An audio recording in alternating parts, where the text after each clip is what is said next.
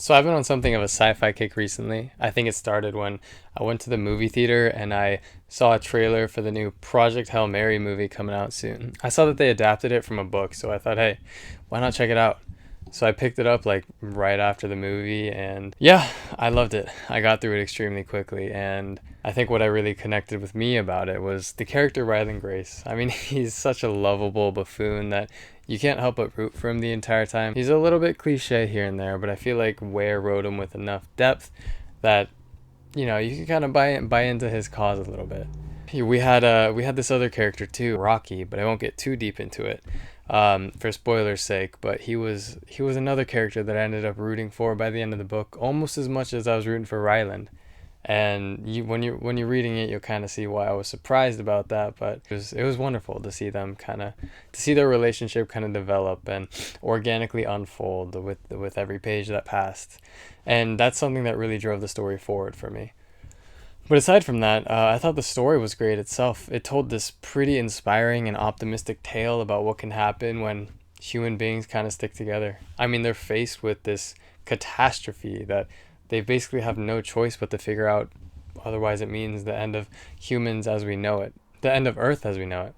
Andy Weir, the author of this here book, was extremely good at not being all doom and gloom for the whole time. I mean, he really found a solution to this catastrophe, and it was great to see that. Finally, a story where even though the consequences of inaction are dire, we as humans can band together and make something happen. And I thought that was great. In science fiction, a lot of the times there's complicated science behind these solutions, and this is definitely no exception to that.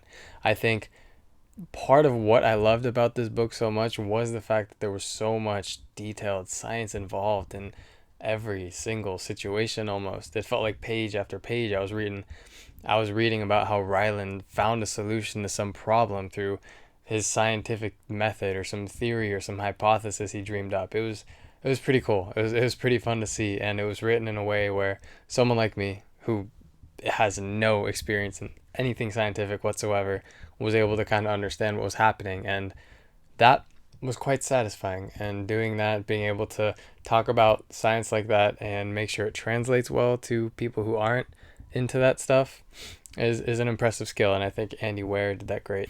I will say, while I love this book, I think that it fell short in like one aspect, and I think that was for me, the storytelling itself got a little bit repetitive after a while. Halfway through the book, I was I kind of got the idea of how things happened. It was like, oh, we have a problem. Oh, let's solve the problem with science. And then another problem arose, and there was like a flashback, and the cycle kind of started over again.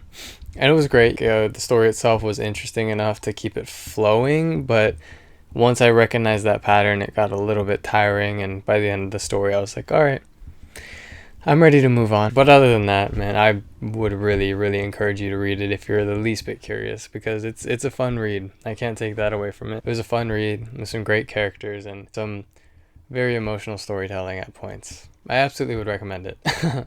But I will say this video is about a couple of different science fiction properties that I went through, and after this I was really, really on that train and couldn't get off. So I dove straight into the heart of that sci-fi stuff with Alien Isolation. I decided to boot up the game and see what it was all about all these years later, because I had tried it before, I just never got around to finishing it. So I went ahead, played it on hard, and I didn't realize what I was in for. It was so fun. I mean, the atmosphere itself was top notch, and I was immersed from moment one. That retro futurist aesthetic permeated the entirety of the game, and that was fun. I love participating in that because it just tickles my fancy every time. Not only that, but I love the survival horror gameplay loop.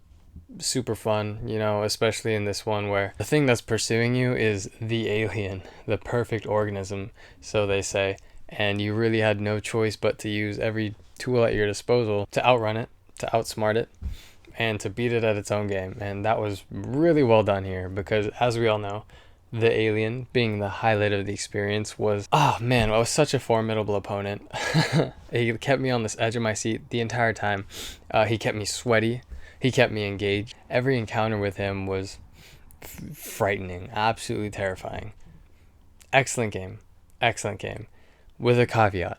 I think every enemy that wasn't the alien, so you had the synths and then you had the humans, they were not nearly as interesting or as fun to encounter, I guess. The synths kind of did the same thing and weren't super threatening unless you had 5 of them chasing after you at once. And the humans were just, they were just fodder, honestly. There were some points where I used the humans to attract the alien so that I could get away through a vent or something, and I'm guessing that's what they were meant for, because otherwise I just thought they were kind of lame. It's my opinion, but as a whole, as a video game, I could not get enough. I played it all the way through. Night after night, I'd hop in after work and just dive right into this scary science fiction world, and I have no regrets because, dang, it is a good game. And it is so good, in fact, that right after I finished it, I needed more Alien. With Alien Earth finishing up on Hulu right now, and with how much I loved Alien Romulus, I realized I had not even seen the first one, believe it or not, which kind of, I'm disappointed in myself for that. But but no matter, because I watched it pretty much after finishing Alien Isolation and want to just say it absolutely holds up all these years later. I am super impressed with how great it is. I figured it was a classic, but seeing it with my own eyes was impressive. I was impressed with how impressed I was. The characters, first and foremost, for me, a big part of these experiences is characters that I can believe in, characters that feel real, characters who are like very imperfect individuals, but all at the same time, you still want to root for them because they're just trying to make it through.